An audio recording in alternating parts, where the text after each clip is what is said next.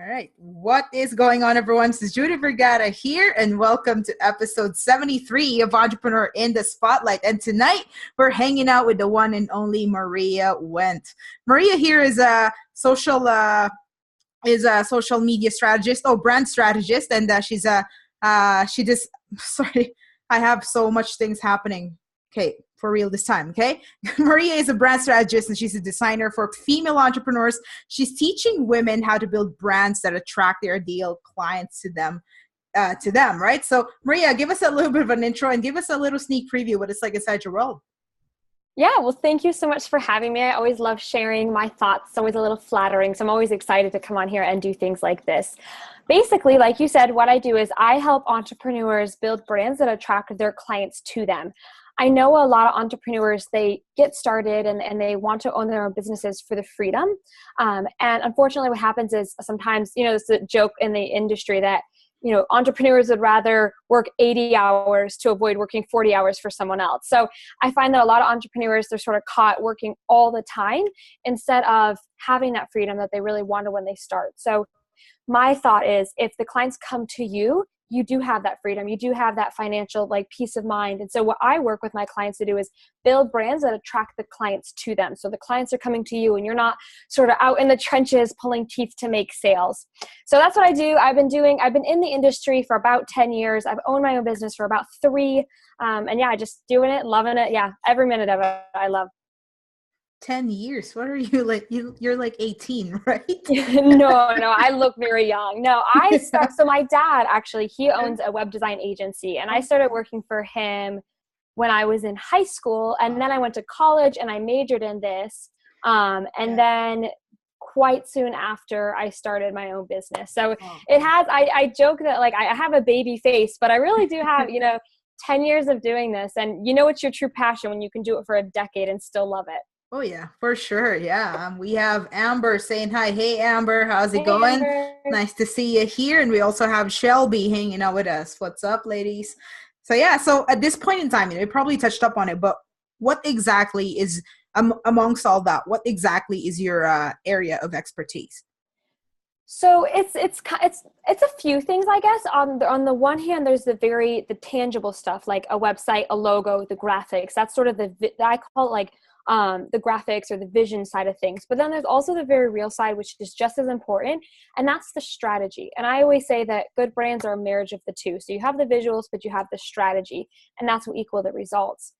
Because you can have a nice looking website, but if it's not strategically designed, it's not going to convert into leads or potential clients. And then you can have all the strategy in the world, but if you're not making a good first impression, it's going to be harder to get those clients to come to you. So I bring the two together, and for my clients, I create all the visuals, but also the strategies that are really important to take them and their goals to the next level. Okay, yeah, no, because a lot of entrepreneurs out there are getting so caught up on the visuals. They're under the impression that everything has to be pretty. So yeah, and I would say that there is a time and a place for it, but I think that sometimes the excuse, I'm working on my website, so I'm not going to go out and do the work that I need to do. So it's important to know the visuals do have their place, but make sure that they're in the right place and they have their place sort of in the big picture scheme of what you need to be doing in order to run a profitable business. Amazing. Yeah. So from there, we're going to dive into a little bit of personal stuff, right? Tell us a bit about your story. We're about to get raw, right? Don't pull any punches back. Tell us about your rock bottom moment. My rock bottom moment. Wow. Well, I'm going to be honest with you. It was more recent than I cared to admit. It's funny, being an entrepreneur, it definitely has its ups and downs, and having been doing this for so long, I think that it's easy to feel burnt out. And that's basically where I was. I was, going through the death of my grandfather and just a lot of different things sort of all at once, working really hard, making big transitions. I'm in the middle of a rebrand for my own company. So just a lot going on. And I think that that's something that we feel embarrassed to talk about in the industry. So we can only talk about the good days and we can only talk about the sugar-coated, highlight reel of our lives. And I don't think enough people people talk about just how much grit it takes to be an entrepreneur. And it really takes, and I learned this again, and I learn it again and again. It's a lesson I always have to keep learning, is that there are going to be so many times where you feel like giving up and you feel like you can't keep going. And I just went through that recently. I'm just now like on the high of like coming back from it. So this is very recent, but I think for me, the takeaway from this most recent, like, oh, I'm going to give up and go get a real job or whatever, real job. But I think it's just that, to know that we all are struggling with that, and we all are going to have those moments where we feel like giving up. And I think that that's where knowing your why is important. And the second thing that really helped me sort of come out of that was just taking a break. I just took time off. I didn't do anything. I didn't get on social media. I just took a break and I rested, and I was able to, sort of end the burnout and get re-energized. And I think that's what also helped me re-fall in love with what I do. Yeah. You'd be surprised by how much, even just like a weekend, right? The Saturday of unplugging, and whatever you want to do. If it's Netflix that you want to do, go right ahead. If it's going outside to the park, go right ahead, right? Like, you'd be surprised by how far that could go. It really can. And I think that because I'm in the middle of a really big launch right now, so I haven't been taking care of myself, and noticing that and noticing how quickly I fall off the rails completely if I don't take care of myself. I mean, you're right. Like Netflix, nature, anything like that you need to get back on track is so important. Mm-hmm. Yeah. And guys, like that's why I always ask this question, right? Because entrepreneurs need to understand that it's not like once you break through, that's it. It's all the way. It's upwards from there. No, it'll be up and down and up and down, and it's perfectly fine. Yeah. Yeah. And I think I think you're right. I think that's an important message, because I know that for me, when I first got started, I thought that because everyone else's life seemed so perfect on the outside, I was the only one that was struggling. I was the only one that was, having those ups and downs. And I think that the people that stay in business, right? Because most entrepreneurs don't stay in business like beyond a couple of years, but the people that stay in business aren't the people that had an easy ride, or the people were at all, right time, right place, or a lot of luck or whatever. It's the people that kept getting back up, and they just were bound and determined to make it happen, damn it. And that's, at least for me, those are the people that I see staying in business longer. Yeah, a lot of these entrepreneurs, like personally, right? Like my own personal story, I have a lot of weekends where I just like eat a bag of Cheetos and Netflix it away because I'm just I'm the same. I'm the same way. And I think that's important, especially because we don't have clear boundaries. You work a 9 to 5, 5 o'clock, you're done, and you go home. As an entrepreneur, you could be working 24/7 and still have work to do. Yeah. Exactly. Yeah, pretty much. So what steps did you take to improve upon that situation on your recent rough patch? Yeah, it was, well, first of all, it was really embarrassing. Like, I was very humbled by the whole thing, because I like, I've been in business, I should know better. Like I should be at that point where it's perfect, but that's stupid. It's never perfect. So I had to first of all, have some humility and identify that is what I was going through, and that I was suffering through a burnout, and I needed to just I wasn't this invincible person that could go through everything. I had to take time for myself. So the first step was just admitting that that's what you're going through. And then I sort of had to give myself permission to take a weekend off. And like you said, it really was just a weekend. That's all I needed. But it was a complete media-free weekend. So I texted all my important people. I was like, hey, I'm going to be off the grid for a full weekend. I had a little client issue come up, and I chose to not ignore, I chose to not deal with it until Monday. Just certain things that, sort of setting those boundaries, and then having the courage and the perseverance to stick with those boundaries. And then I went and I spent time with my fiance's family. I did a lot of eating. I did a lot of just Netflixing. I had a beer or two, just sort of did what I enjoyed doing. And it's funny because I had such a good weekend, but I had more people interested / sign up for my course than I did the whole entire week before. So I think that there's really something to be said for taking that break, not just for yourself, but also for the good of your business. And so then I got to start Monday encouraged, because I was recharged, but also financially better off than I was the week before, because of the clients who had come on and who had signed up for the course that I'm currently running. So it was one of those lessons that I think I needed. It was that, it's okay to take those breaks, and it actually, you probably, you need to take those breaks, and you probably will see sales or someone interested, or, something will happen. Things will shift in a way that they need to shift because you aren't so in the thick of things forcing it to happen. Yeah. Yeah, exactly. There's a weird thing about it, right? The more you want it, the more evasive it is. But when you Exactly. once you just let it go, it pretty much, once you let go, do your best and just let things happen. Everything just boom all at once. It pours. I think so. That's been my experience. And I don't know why, but countless times I'm just always surprised when it happens that way. But you're absolutely right. It's elusive when you want it to happen that badly. Yeah. Yeah. So what has been your biggest aha moment so far in your business?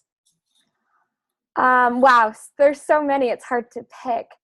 I think for me, my biggest aha moment was that, it really is up to me whether I succeed or fail. And with that comes so much joy and empowerment, but that also comes with a lot of responsibility and fear. Your success really is in your hands. That's an empowering message, but it's also an overwhelming message, Mm. especially when maybe things aren't going the way you want it to. Yeah. But for me as an entrepreneur, it's been so much more than learning about how to make money or how to be better at sales. It's been a journey of self-development and personal development. And, when I started my business, I was a very negative person, and you would never know that. Looking at me now, I'm very positive, but I had to learn that being negative actually affects your entire quality of life.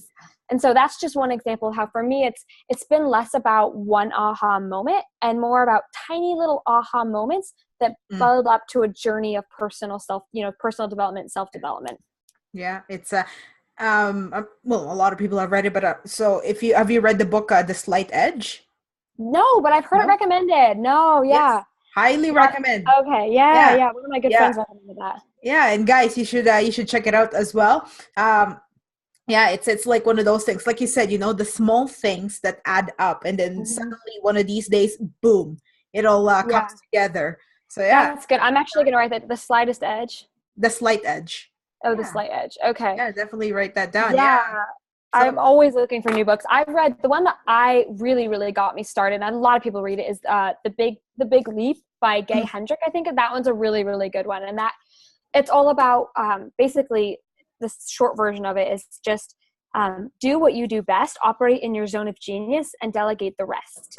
And for mhm, me, learning that and not trying to do everything myself as an entrepreneur has just, yeah, I think, propelled my business forward and kept me going, having that support team around me. yeah. Now I'm gonna write that down. What is that again? It's called Uh, The Big Leap. The Big Leap. Okay, now I'm gonna write that down and check that out. Yeah. So yeah. So Yeah, is good stuff. there? Yeah, yeah. It should be great. Anything that's got to do with personal development. Oh yeah, you can't go wrong, Yeah, right? always. Yeah, Yeah. yeah, There's the thing when you read novels and it turns out to be a crappy one, and you're like, oh. And yeah, then, but with this one, yeah. personal development can't really go wrong. So That's how I feel. yeah. Yeah, I agree with that. Yeah. So anyway, yeah. So was there anything that held you back from going all in when you were first getting started? Honestly, I know most people say yes, but for me, it's no. And I think it's just because I think one good thing about being so young is that when you're young, you're cocky. You're Oh yeah. so confident in yourself. You don't believe you can fail. And I think that knowing that, having that youth and that confidence, I just sort of went for it. And I also knew that because I had worked in that like 9 to 5, sort of like not through high school, but in high school and through college, I just knew that I wasn't made for a 9 to 5 cubicle lifestyle. I just knew it wasn't for me. And so it wasn't even an option for me to do that. I just started my business my last year of high school. So I was a senior in high school, working a part-time job, taking like too many classes. It was like 9 classes a semester or something like that. It was awful. And then also starting my business, that was really a hard year for me. But it was so good because then I graduated and I stepped into a fully successful, fully supportive business. So it was so worth it. And so for me, I don't think there was anything that held me back just because of my confidence in myself and my youth, I think. Yeah. Yeah, yeah, no, I know exactly how that feels, especially when you're like single, you don't have Yeah. kids, you don't Yeah. have a mortgage, anything, nothing, right? Like you're like, Yeah. what's the worst that could happen? Mom's still gonna wash my clothes. Mom, you're I still go, gonna wash my clothes, right? So, so yeah.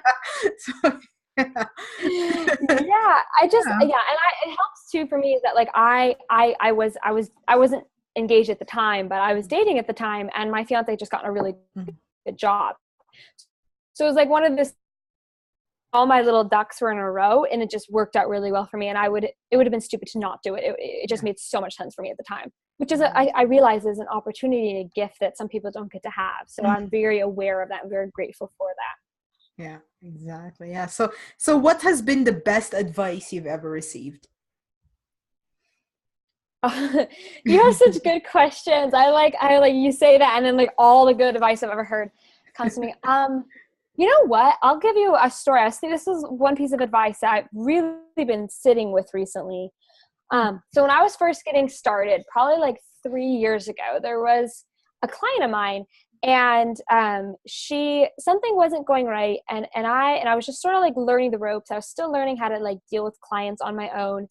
And I was getting kind of emotional and worked up about it. And she said, it's not business, or it's not personal, it's just business.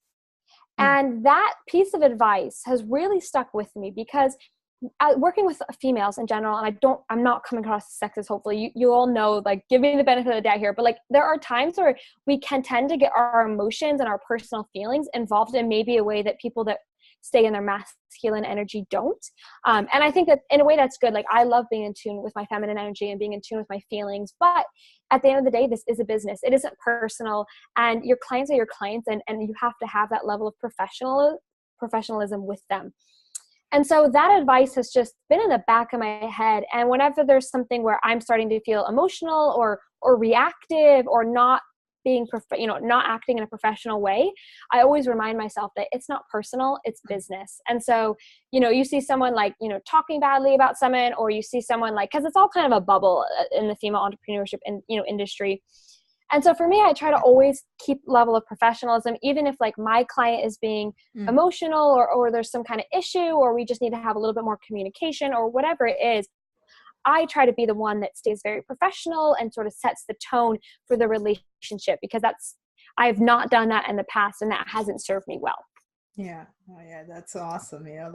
We tend to get very reactive, especially when you're someone who's emailing your list quite regularly, and you get those nasty replies. So yeah, there was that one time that I really literally wasted like a good couple hours going back and forth in emails with this lady. And then until a point where like, you know what, I'm not going to win this. What am I trying here? So yeah. And I think that's where, because for me, like I'm a very sensitive person. I'm very gentle. I'm very easily offended.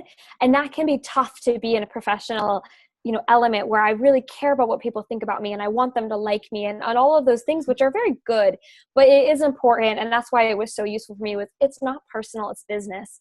And that's sort of stuck with me over the years. And it's weird, because I didn't think much of it at the time, but I was realizing that that's something that has stuck with me, and it was good. I needed it too. So yeah, it's amazing. That's awesome. So do you have like a personal habit that's conducive to your success?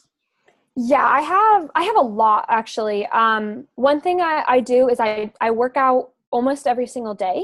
When I don't work out, I find that I don't even work out for looks. Or like even my health, I work out for the feeling. It helps me de-stress, because it can be very stressful. And I notice on the days that I don't work out, I'm more overwhelmed. I don't feel like I'm operating at my highest level of energy. And I tend to be on the computer later. So if I'm like, okay, 5 o'clock, I'm going to the gym. Like I just got back from the gym right before our call. It gives me that like delineation where, okay, work time's over. We're going to do some self-care. So I work out pretty consistently. Another thing that I do is I try to have days to recharge. And this is something that I wasn't very good at, and you can kind of see the whole like thing fall off track. But I try to like have at least a Saturday or at least a Sunday where I'm not on my phone, I'm not on my computer. And the other thing that I do is I try to commit to learning, especially about financial management, because I think that that's really important, is just learning how to respect money and how to have a relationship with money, and how to treat it. Because I do like feel like money is this entity, to me at least, money is this entity that deserves to be respected. And the more you respect it, the more it'll come to you. So I'm very intrigued right now, at least currently, I'm very intrigued by that concept, and I'm learning a lot about it. And it's been very interesting and very fascinating. I want to commit to continue to learn how to have a good relationship with money and invest it and have it work for me. And all of those things I think are at least a gap in my knowledge from college that I'm supplementing myself. Yeah. Yeah. There's one thing I want to touch up on that, right? Like, guys, when Maria says, like, have a day for yourself, when you do that, don't feel guilty about it. Yeah. It's easy to feel guilty. I totally can relate to that. It's, there's always something you're putting off by having a day to yourself, but it is one of those things where if we worked a 9 to 5, we would be taking entire weekends off by ourselves. And now we're entrepreneurs. And like I said, we're happy to work 80 hours for ourselves, so we don't have to work 40 hours for someone else. Yeah, exactly. Yeah. So what do you have on the go these days? What's something you're super excited about? Yeah. So right now, a couple things. The thing that I'm sort of made the focus of February is I'm teaching entrepreneurs how to sell high-end packages on Facebook. So I've had a client list, like waiting list now for 3 years. I've been booked solid. Basically, ever since I started my business, I've had clients wanting to work with me, which has been such a gift. Because I've never really had to worry about where's my next client coming from or any of that. And that allows me to operate my business from a place of ease. And so I'm basically teaching other entrepreneurs, here's the behind the scenes in my business. Here's how you can sell high-end packages. Here's how you can have the clients coming to you. So I'm teaching, it's like a mini program. It's like 4 weeks. We're starting in March. So there's a lot of really cool people that are doing that. And I'm excited because at the end of the day, if you know where your next client is coming from, your business is transformed because you're not stressed out. You're not operating from lack mindset. You don't have to cater to, if you're having a difficult client, you don't have to stay with them because they're your only client or they're your big source of income. So having clients line up to work with you gives you a lot of freedom. And I'm very excited to help other entrepreneurs get that freedom for themselves. I'm very excited. I just barely can contain myself because I ran a course similar to this last December or November. And it went so well. Entrepreneurs, were raising the prices to like 10K packages and then having like 100% closing rates and like all of these really good things. And for the people that implemented and learned and showed up and did the work and then ran with it, they had such good success. So super excited for the next round of students. And then in my actual business, my team and I were rebranding my website. So that's been a long time coming. I was telling my mother-in-law, it's like when you have a restaurant and has to close for renovations, my website's been closed for renovations for like 2 months. So it's high time to get it up and running. I'm very excited. So hopefully we'll be finishing that in March. Needs to happen. So that's the other thing I'm excited about. Yeah, I guess you really have to slow down in order to speed up, hey? Because that's something I feel guilty about. I'm like, in order to launch this new show, and I'm also doing all that stuff, right? Like relaunching my website has been on pause for like the last couple months. And I'm like, I'm kind of feeling bad about it. I'm like, nothing's happening there. Yeah. In order for me to really relaunch this new podcast, I'm gonna have to slow a couple things down. But I guess that is quite a part of that's quite necessary, hey? I think it is. And I think that like at the end of the day, like I'm a web designer, so I'd be the last person you think would be saying this, but your website should really be serving you. And it should be sending you clients every single week. That's the goal of a website, right? But like you said, sometimes you have to slow down to take a step back, or take a step back to go forward. And so, it's okay to take that pause on your website, I think, and just, if it's serving you, if you sort of like, if you have a strategy, I guess, if it fits in the strategy for you to pause on the website for a time, to like push other things forward, then so be it. You can't do everything, and there's no point in stressing yourself out about it. But yeah, I'm excited because there's a lot that I want to be doing, just promoting myself and promoting my brand, and it's all on pause because of the website not being done. So I'm excited to launch my website because it's been a long time coming, and I need to start sending traffic to it and get that all back up and running. So I'm excited about it. Yeah, this will be great. And guys, if you don't know what high-end packages is, it's the way to go. I personally do high-end packages just simply because, like if you sell $1,000 package, that's it, you're done, right? That's $1,000 in one sale. Whereas if you're still selling like a $30 course, how many sales do you have to close in order to make that $1,000? Yeah. And that's exactly what my mentor told me a long time ago. And the thing is, like just like you said, I find that like you basically have to put just about as much work into selling a $200 course as you do to sell a 5K package. There is different like positioning, right? You have to position yourself a little bit different to sell a higher end package, and there's a little bit of strategy that goes into that. But it's totally doable. And the thing that I've found is that a lot of people don't believe that they have 5K, $5,000 worth of value in their packages. They don't think that their packages are worth that, but they are. Like I can look at anyone's package and say, oh, if you tweak this, if you adjust this, if you market maybe to this niche, it's totally possible. Yeah.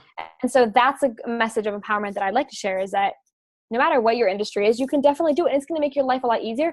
And you're going to start really hitting your big income goals that you're struggling to hit right now. Yeah. Exactly. Yeah, that's amazing. Yeah. Well, I'm super excited for you. Hey, I'm super excited for you. And let me know once this is ready to launch. I'd love to have you back on the show so we could talk more about it, and you could let us know where to learn more, where to hear more about it. Right. So the course is actually launched. Were you asking about the course or the website? Oh, of course. Okay, yeah. So the course is actually, the course has been running all of February. Okay. So this is actually the last 2 days. The doors are closing actually in 2 days. I do have a link. I didn't know you could share it. It's like a bit.ly link, but it's just bit.ly.com/future-student. Yeah. And you can probably drop it somewhere. I don't know if that's how you do it. Yeah, for sure. Yeah. Drop it in the comments once we're done. And then as I syndicate to the podcast and YouTube, I'll put that in the show notes. Perfect. But that'll take you to like a landing page that gives you about, more information about the course. But I'll definitely know when the website launches as well, because I'm super excited about. Yeah, definitely. We'll connect again and then we'll talk more about it. Right. So before we wrap this up, it's been half an hour and you're just dropping major value, and thank you for that. But before we hop out, give us a parting piece of guidance. What's that one message you want to leave with us here tonight? Honestly, it's don't give up, because the light is always right around the tunnel. And if you give up, you're never going to see it. And no matter what stage you're at, no matter what you're struggling with, it can be overcome. It has been overcome. And the only way that you'll fail is if you give up. But if you keep going, you cannot fail. Yeah, absolutely. Look at it this way, right? Like this year was a harsh winter.